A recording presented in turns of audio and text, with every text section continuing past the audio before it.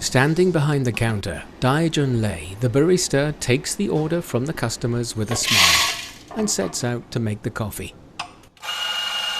Skillful and steady, he grinds the coffee beans, makes the espresso shots, steams the milk, pours it over the espresso, and finishes it with latte art. Then he brings the coffee and other orders to the customers in a tray, smiles at them again, and returns to the counter. Warm Cafe, located on a busy street in Shangcheng district in Hangzhou, looks just like any other coffee house. The unique thing about it is the displays of paper cups and pastry products on the wall storage racks all carry sign language sister prints. And standing distinctively on top of the wall rack are two red notices that read Sign Language Interpretation and Let Me Help You. Dai Junlei, who's only partially hearing impaired, joined this cafe about 6 months ago. I've been working here since March when the cafe first opened. I get a bit busy when the turnout is big. Now the pavement outside is undergoing some renovation. We have fewer customers. Dai and the cafe's operator, Ms. Wu Jingxia, are both hearing impaired, yet generally they handle customer needs without outside help.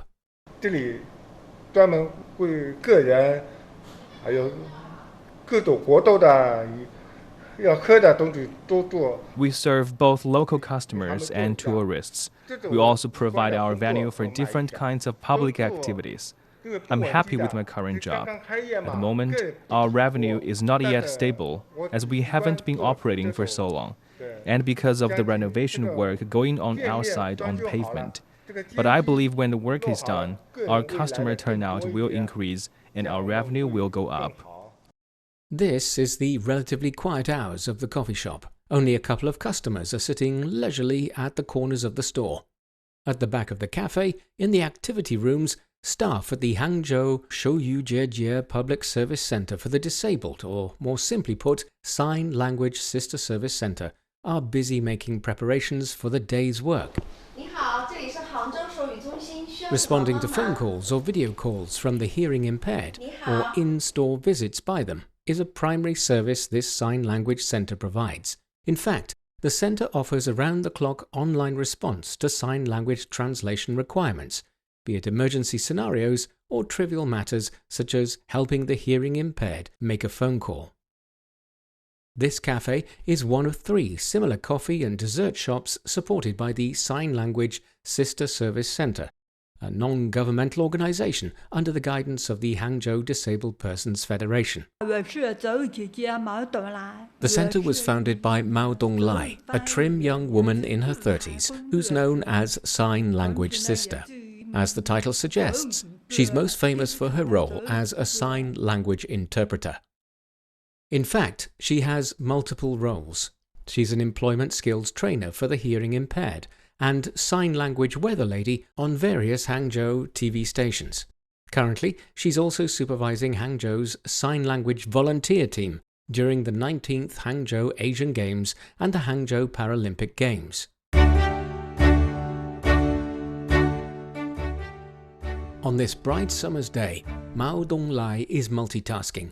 A sign language training session themed on Asian Games-related subjects for Hangzhou's local volunteers will begin soon at the cafe.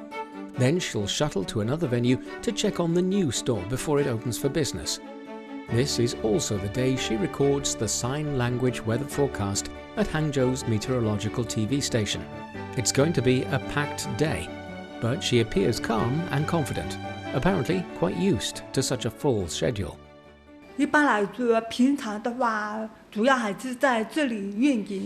Generally, I spend most of my time here at the service center, mainly because there are many projects and activities going on here. I also work at Hangzhou's Disabled Persons Federation, so I usually try my best to finish all the week's work there in just 1 or 2 days, then come down here and spend the rest of the week going about other business affairs.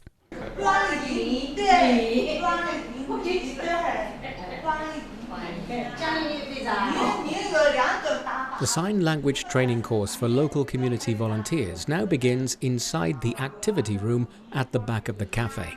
This is to help the city's volunteers to better serve visitors to the city when circumstances require, during the 19th Hangzhou Asian Games and the Asian Para Games. From simple greetings to eat and drink to the names of the two grand sports events. Mao and another sign language teacher take turns in demonstrating sign language terms to 20 or so volunteers of different age groups. This new language format and the training's interactive nature have aroused huge interest among the volunteers, who eagerly practice with their hands. Hearty laughter breaks out from time to time. Xu Huifeng, a volunteer from Hangzhou's Rainbow Street Xinkai community, leads a team of volunteers patrolling Hangzhou's rivers. She's taken part in the training course 3 times already.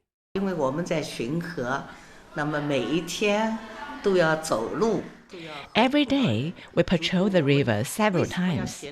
The reason we want to learn sign language is, during our patrol, if we run into anyone with disabilities or visitors from outside of Hangzhou who need help, we can answer their queries and help them. Especially while the Asian Games are being held in Hangzhou, we volunteers will be part of a lot of activities. Besides, it's fun to learn sign language. The sign language training courses run by Mao and her team are not just popular with the city's community volunteers, they are equally popular with school kids. Just the other day, kids at a children's activity centre aged around 5 to 7 had learned similar sign language with Jia Jia, a sign language interpreter from the Sign Language Sister Service Centre. They also learned to express terms about different sports, the Asian Games and the Asian Paralympic Games, names of the mascots, as well as everyday words such as eat and please and thank you. The kids played games and had great fun. According to Jia Jia, such courses are offered free of charge to kids as a public benefit program. Mao's team has already offered sign language courses at some local schools, which prove to be also popular with children. Offering kids sign language courses is like planting the seed of love in them. When they grow up, this tree of love will grow with them. During the volunteers training session, Mao's son Dian Dian, a primary school boy, was also hanging around, running errands for his mother. He too often does a bit of sign translation with things he's capable of at the cafe during weekends. I like what she does, only she got too little time for me. In the past, before the sign language center opened, when I was in year 1 or 2, Mom would come back home, play with me, chat with me, or help with my homework. At the end of my year 2 semester, Mom opened the first language center, and she started to spend less and less time with me. And would he want his mother to continue the work to help others? The boy nodded affirmatively. The more, the better.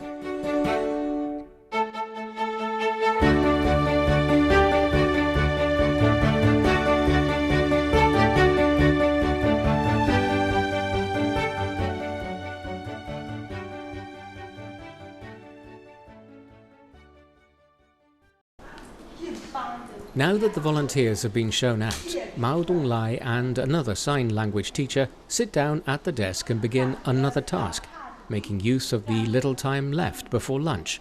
They are discussing something on a notebook enthusiastically, using sign language. This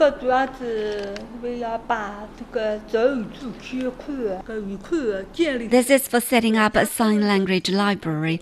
If we only enter what's been used in general sign language, the number of terms is just about 9,000. The real vocabulary in use is much larger than that. For example, some idioms do not have a standard way of expression in general sign language. We are trying to figure out a better way of expressing those words and terms. A word might be expressed in 3 or more ways in sign language. We need to agree which is the best expression. For example, how to express in sign language weather phenomena or less frequently used gym movements, such as forward roll. Observing Mao Donglai working, one can't but be impressed by her devotion and her professional manner. Then the question, How has she made sign language interpretation a central part of her work pops out naturally. And here's her story. I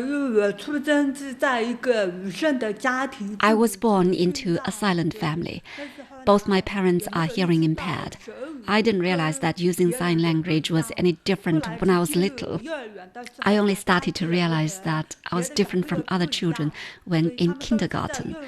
Other kids used voices, whereas I used my hands to communicate, which seemed a bit odd. I felt that my sign language was very special, since none of them knew how to do it. At that time, I didn't know how to do lip reading, so it was a relatively quiet world for me. Many kids couldn't understand why I wouldn't talk, but instead use hand gestures. Mao Donglai has suffered from hearing impairment since childhood, although it has never been medically understood what led to her hearing loss. As a child, she too sometimes felt the sting of loneliness and rejection from the hearing world for being different. I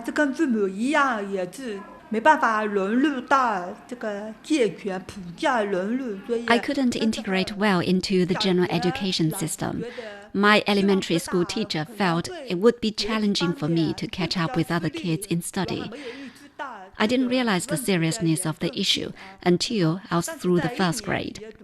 I felt the gap between me and other kids had widened, academically and psychologically.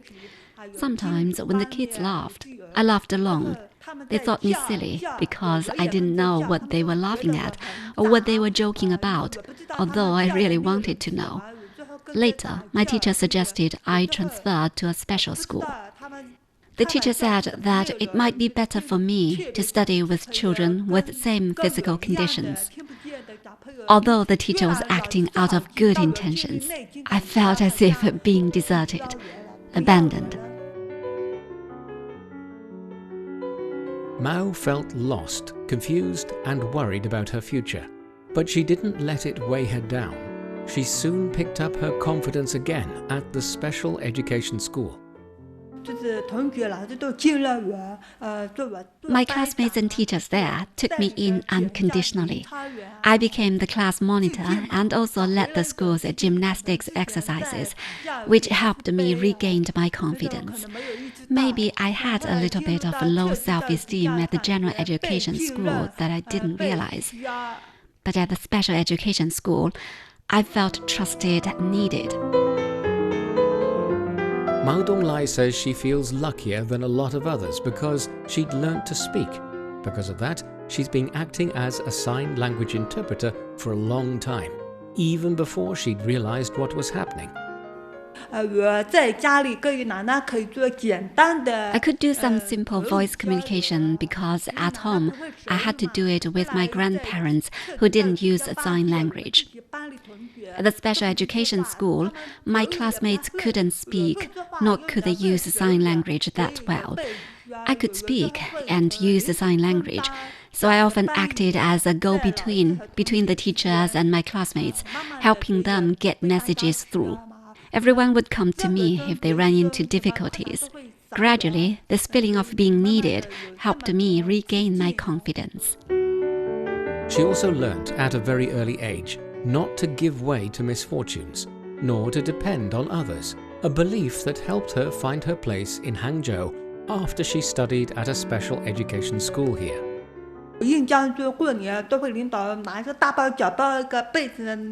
Every year, around the Spring Festival time, I remember officials from the local government branches would visit my family and want to give us some presents and some special allowance. But my parents would always turn down such offers, saying we couldn't take the support simply because we are disabled. My parents said that although our financial status wasn't that good, we were able-bodied. We could rely on ourselves instead of the government. Such support should go to families who are more in need. What she's been through also allows Mao Donglai to understand more of the needs of the deaf community. She shares with us a story that she will never forget. Years ago, Hangzhou police came to her to see if she could talk to a 13-year-old girl who was caught for suspected stealing at a bus stop. The little girl was hearing impaired and would not speak to anyone. Mao took the little girl back to her own place and lived with her for a couple of days. Perhaps because of empathy developed out of a similar childhood experience, the little girl told Mao everything. I felt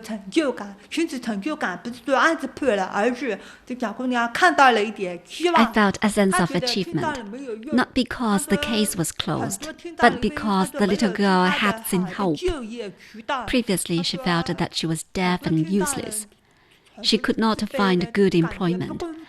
Many hearing-impaired people feel deserted because they can't hear and suffer from low self-esteem and feel disadvantaged at the same time. They feel that they are able-bodied, with proper arms and legs, so why does the hearing world push them aside just because it's inconvenient to communicate with them? All these things leave the hearing-impaired with a sense of powerlessness. That day, Mao Donglai told the girl she shouldn't give up on herself yet. She should get education, and her life would be back on track again. I also shared my own story with her. I said, "Your parents must love you very much. There's no need to live like that. You want to be strong. Don't judge yourself by other people's standards." I said, "If you want to go back to school, I will support you. My salary isn't much, but I will support your education. If you have difficulties, come to me." Now she has a family and a proper job, and I feel happy for her. Empathy, kindness, heartwarming words, and a bit of help were what put the teenager back on her feet again. This experience also shows Mao Donglai what the hearing-impaired truly need and how sign language interpretation could help them.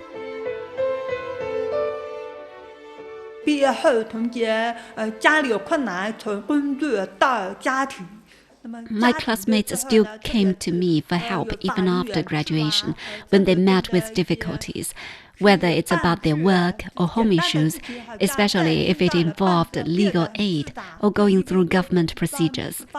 Some seemingly simple matters become very complicated for them because of difficulty in communication. Now data shows Hangzhou has more than 30,000 certified hearing-impaired people. If you include the non-resident population, the number of hearing-impaired goes up to 160,000 in the city. Many hearing-impaired people come to me for help for matters such as going to police stations, hospitals, and banks. It was hard for me to meet all those needs on my own because I also had a job. So I was constantly thinking about one thing. Is there a solution to reduce or remove such communication barriers for them? At that time, some college students volunteered to be sign language interpreters, so Mao Donglai pulled together a sign language volunteer team. As the number of volunteers grew bigger by 2010, Mao began to ponder about another issue: sustainability of the service. I started to think how I can better manage the team and how we could make the service more professional. When some of the volunteers graduated from college, they would be gone because sign language translation was a volunteer service, not a career. Thinking about the future of the sign language translation service, I considered whether we could make sign language translation a respectable and payable job. Sign language itself is a form of language, but many see it as a communication tool only for the hearing impaired, not something able-bodied people need. So she lobbied at relevant departments and gained their strong support. In 2021, the Sign Language Sister Service Center was registered as the only sign language interpretation agency in Zhejiang Province, a non-governmental organization under the guidance of the Hangzhou Disabled Persons Federation. Now the team has grown from the initial 2 full-time staff to the present 5 full-time sign language interpreters, plus a 100-strong team of part-time interpreters. They've also opened 3 cafe and bakery stores run by the hearing impaired, with 2 more new stores preparing to open for business. Sign language interpretation has indeed become a career. Ji Jian is a full-time employee at the service. This has become his official job after graduating from college. He sees it as a meaningful job. My parents are both hearing impaired. I learned sign language when I was a kid, through my daily communications with them. I started my work as a sign language interpreter in March this year. This center has organized a series of public service activities, and I came here to help as a volunteer. I wanted to get involved more with the sign language service, so I joined the center formally as an interpreter. Today, the center's scope of services has been expanded. We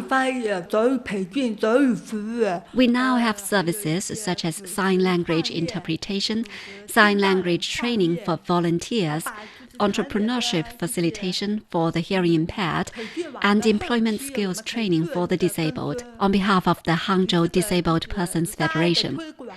We also work to promote accessible information for the hearing impaired. This is mainly through interpretation services and building a platform that connects legal aid and law firms with the hearing impaired people.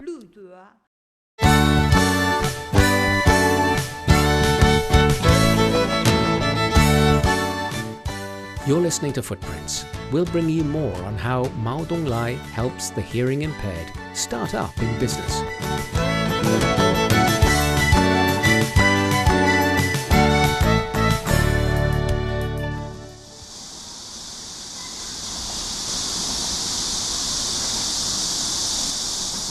Around noontime, Mao Donglai and her team arrives at the new cafe on another street, which will open to business tomorrow.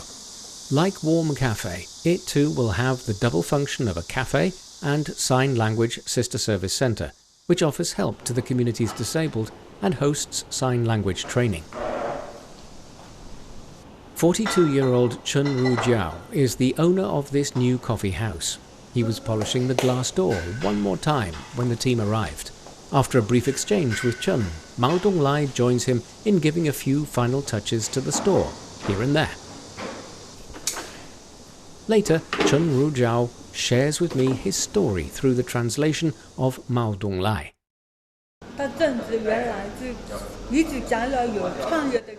He says he has always wanted to start his own business, but lacked the courage to do so, mainly because of a lack of funding. Previously, there was also the pandemic.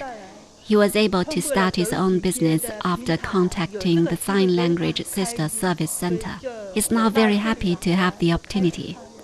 Chun had taken up many jobs, including traditional paper fan painter, special delivery man, and an online car-hailing driver in recent years. But his hearing disability often puts him in a difficult position. He said when he was working as special delivery man and online car-hailing driver, he felt scared whenever clients called him. Unable to speak orally, he couldn't answer the phone, but if he didn't answer the phone, clients would often give him bad reviews. Or if he responded late, he'd already received a complaint from the client before his text message had been sent out to the client, and the order had been cancelled. This store brings renewed hope to Chun. However, starting a business seems to be quite daunting for him, which makes him a little nervous. As an employment skills trainer for the disabled, Mao Donglai fully understands the challenges involved for disabled people starting a business. She and her team have tried innovative ways to let them test their wings. My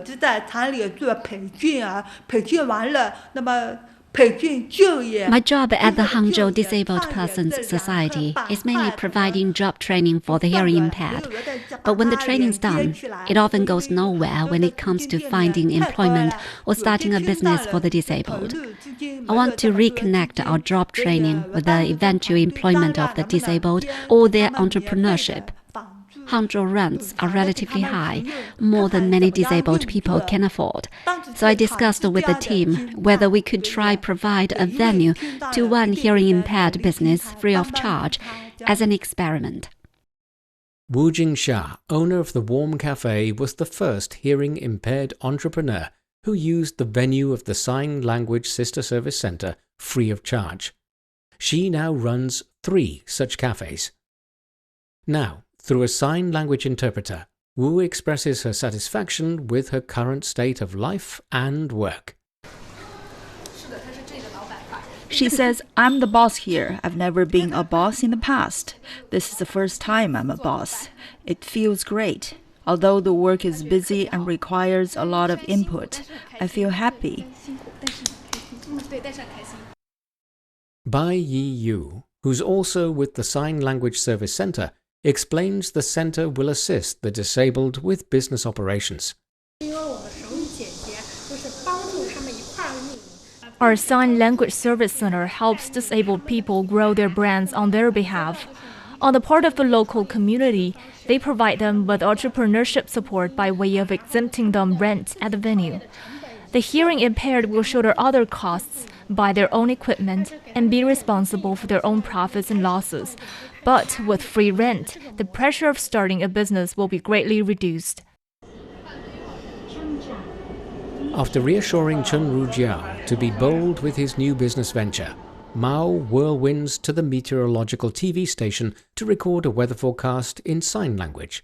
Soon the city's hearing impaired will be getting the weather forecast from the smiling weather lady Mao Donglai. With that, we conclude this edition of Footprints. Thanks for listening. I'm Bob Jones. For more episodes, just key in Footprints and you can find us wherever you get your podcasts. We'll see you next time. Bye for now.